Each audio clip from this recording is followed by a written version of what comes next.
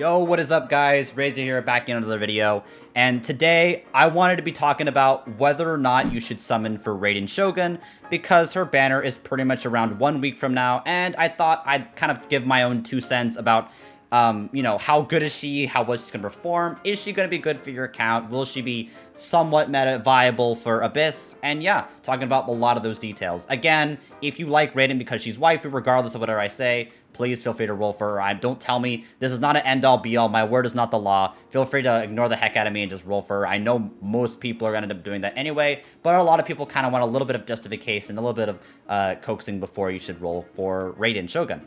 So, yeah, if you guys like the video and you guys want to see more Raiden Shogun content or Kujo Sara content, which will make shortly after this, feel free to like, comment, subscribe to the video. Really helps me out. Really helps me put out more videos as well. And I do stream on my Twitch, so you guys can hear more about what I think about these characters live.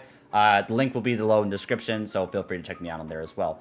But mainly going into Raiden Shogun, I know this is going to be a little bit early for making a video like this, especially since we don't know the 4 stars at all. But here's my whole take on this, especially considering that she's the 5-star of the banner. You really just, if the other 2 4 stars on the banner happen to be bad, you really can't afford to be waiting another 8 months, essentially, when she might get a rerun. That's just way too much to good for. And even then, the 4 stars may not be good. So you really can't hope for this, especially when you're rolling for the 5-star in particular. So that's why I'm going to ignore a lot of that and just talk about, like, the value that Raiden Shogun provides. And ideally, we're not going to be talking about leaks either, but if something happens to coincide with the leak, it is purely coincidental. And, MiHoYo, please don't sue me. It was all a mistake. So, yeah. But mainly what I think about Raiden Shogun, just a TLDR for people who just want to stop right here, because I know I'm not going to BS you with 8 minutes of dog crap like a lot of other YouTubers tend to do. I think she's a pretty good character. Do I think she's top tier and she's going to out-surpass Ganyu? No, not by any stretch of the imagination. But I think she's going to be a pretty dang good character, especially if you're new. She'll happen to do a lot of damage, well, assuming you unlock Inazuma, of course. She'll happen to do a very good amount of damage. I think her damage potential is there. She has a lot of good, cheap-to-play options, considering the catch, what we know of the catch so far, and happens to have a very good character, released with her being Sara. So she's probably going to end up being a very, very sizable character, especially for cheap-to-play option. She'll also operate pretty dang well as a battery and a buffer. So she kind of performs all of these roles, especially if you don't have many damage dealers. If you're somehow lacking in damage dealers, she will be providing you a lot of value. And I know there's going to be a lot of people considering whether or not they should be wailing on the weapon, per se. But, generally speaking, I think it's going to be rather better to go for Raiden's Constellations, because that means you also have a chance of getting Kujo Sara as well.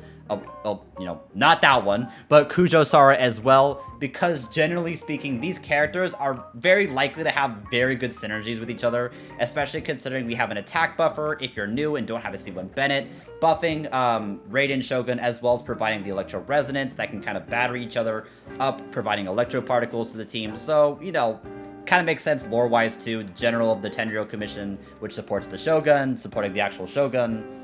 It's a whole gimmick I think they want to go down. So these characters tend to be very, very solid. They're going to be really solid with each other generally. I think they're going to be quite good. Are they going to be beating Morgana by any stretch? No, I doubt it. But they seem to be very good. And in my personal opinion, I think Raiden Shogun is pretty much going to have the same level of performance as Ayaka. Being a very, very solid character that provides a very good amount of value, because the way that Raiden Shogun plays out is going to be a lot different than what people expect out of an Archon. And that's a good thing, right? Because a lot of people are saying, well, Archons, there have to be OP supports. That's what they're saying. But the thing is, guys, is that Anemo and Geo tend to be support elements. So it kind of makes sense that their Archons have to do with support. But this is kind of the first moment that they're really going to embrace a DPS-focused Archon, and I'm not against that by any stretch of the imagination. I think Raiden does a very good job filling in that damage dealer role, and she will provide a lot of value, dealing damage as well as enabling your teams to sort of loop. And she'll provide an even better battery than Venti, because Venti is kind of limited by the fact they can only generate energy for the element that happens to be absorbed in, and not necessarily for everyone. So generate like 25, 20, to 30 energy, 20 to 30 energy on Raiden is just going to be a good value, as well as providing burst damage. So she does do a lot of damage, and she will pretty much be like a burst sub main DPS, like kind of whatever you want to call it in that field.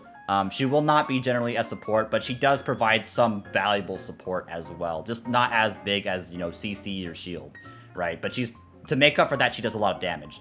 And so going into her quick abilities, right, we have her auto attack, which is terrible. But that's not what we care about. Her E is going to be very, very good because not only will be providing good damage, it's going to be dealing very fast damage, right? From what it appears in the trailer and the footage, it's way more fast than Albedo's, and Albedo's is also pretty consistent, don't get me wrong on that. But this is just going to be better, as well as providing a elemental damage bonus buff, as well as providing some good energy as well, so consistent energy going along the lines, because Albedo was pretty decent at generating particles for Geo teams, and I think, you know, Raiden Shogun will provide the same sort of value in that regard as well. And generally her burst is just going to deal a crap ton of damage, and just turns out to be quite a good character. And again, hopefully I'm not repeating this too often, but whether or not you should go for Engulfing Lightning if you're a Dolphin or Whale player, ideally you shouldn't be rolling to this if you're free-to-play, because you have better free-to-play options. But my whole take on this is that ideally you want to roll for the constellations for Raiden over the weapon, because, mainly speaking, constellations, again, are probably going to have better value long-term as they release more weapons. And speaking, you can also roll more copies of Sara, and if you can get more copies of Sara, you can upgrade the abilities that are going to provide the support for Raiden Shogun, and give her a lot more value, because who knows, there may be a constellation for Sara that could end up giving buffing electro damage of Raiden Shogun, you know. Totally not a leak, just pure speculation on my end. Please don't sue me, MiHoYo. You know, I have a family, don't hurt me. So, yeah. And that is pretty much going to be the, you know, should you summon for Raiden Shogun, TLDR. Again, I think she is a pretty good summon to roll on. If you don't like her design, if you don't like Booba Sword for whatever reason, you know, don't roll for her, right? I'm not forcing you to roll. But she will probably end up being a very, very good unit. If I'm going to give her a rating, I would give her a 4 out of 5. I give her the same rating I would give Ayaka, because I do think she has a lot of the same functionalities as Ayaka, generally dealing a very good damage dealer that can deal quite a good amount of damage. They both have very good bursts that could just, you know, have good synergies with other characters as well, and just generally tend to be good damage dealing characters. So if this is the type of character you're kind of looking for with Raiden Shogun, by all means, feel free to roll for her. And yeah, if you guys enjoyed this video, leaving a like, comment, subscribe really helps me out. I also stream regularly on my Twitch. Link will be down below in the description. And I hope to see you guys in the next video. Peace.